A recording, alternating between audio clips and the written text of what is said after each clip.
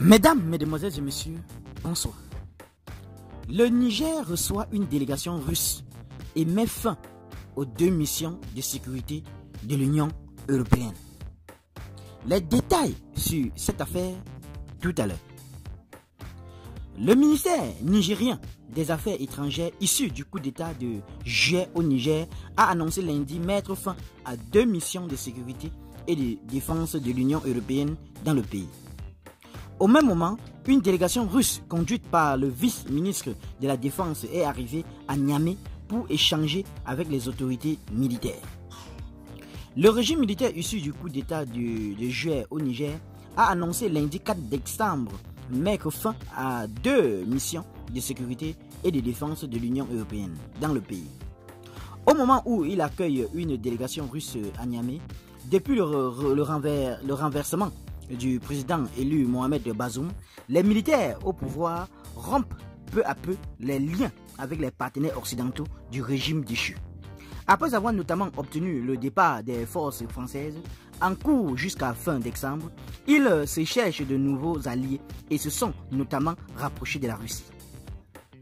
Le ministère nigérien des Affaires étrangères a annoncé dans un communiqué la dénonciation de l'accord passé par l'État du Niger avec l'Union européenne relatif à la mission civile européenne. ECAP Sahel Niger, active depuis 2012. Cette mission basée à Niamey dit compter 120 Européens et soutenir les forces de sécurité intérieure, les autorités nigériennes ainsi que les acteurs non gouvernementaux.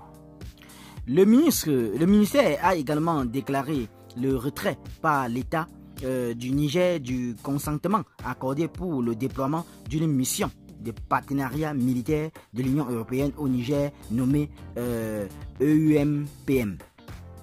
Cette mission a été lancée en février à la demande des autorités nigériennes pour soutenir le pays dans sa lutte contre les groupes armés terroristes, selon le site du Conseil de l'Union européenne. Le Niger est en proie à des violences djihadistes dans l'ouest et le sud-est du pays. Le gouvernement nigérien ajoute qu'il décide du retrait des privilèges et immunités accordés dans le cadre de cette mission sans précision. Lundi également, une délégation russe conduite par le vice-ministre de la Défense est arrivée à Niamey pour échanger avec les autorités militaires. Il s'agit de la première visite officielle d'un membre du gouvernement russe dans ce pays depuis le coup d'état du 26 juillet qui a bouleversé les relations diplomatiques entre le Niger et ses partenaires internationaux. La délégation russe conduite par le vice-ministre de la Défense, le colonel général Younous Yevkorov, a été reçue lundi par le chef du régime militaire nigérien, le général Abdourahmane Tiani. À l'issue de cette rencontre, les 2 parties ont signé des documents dans le cadre du renforcement de leur coopération militaire, ont indiqué les autorités nigériennes. Le Niger s'est également rapproché du Burkina Faso et du Mali voisin, partenaires comme lui de la Russie et dirigés par des militaires issus de coups d'État.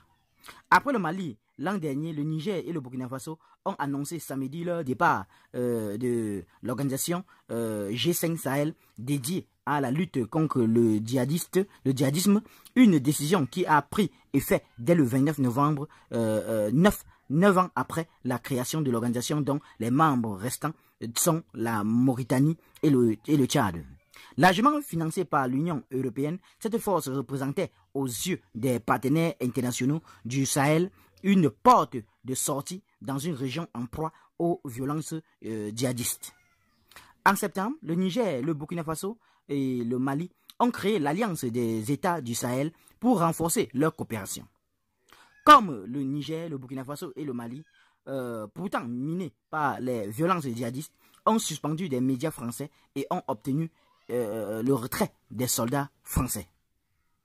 Qu'en pensez-vous sur cette affaire, chers internautes? Donnez vos avis en commentaire, sans hésiter de vous abonner à la chaîne, tout en activant la cloche de notification pour ne plus rien rater de nos prochaines vidéos. À très bientôt.